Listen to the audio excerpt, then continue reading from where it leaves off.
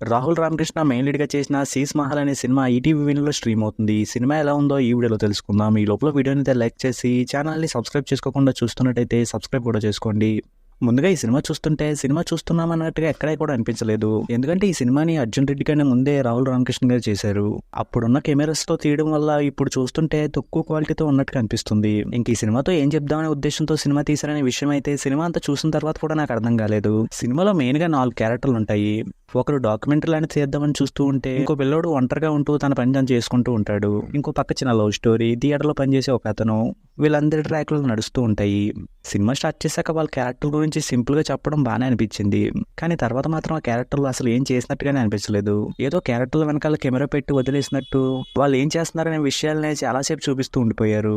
ఇంకా థియేటర్లో పనిచేసే క్యారెక్టర్ అయితే మొత్తం హిందీలోనే మాట్లాడుతూ ఉంది.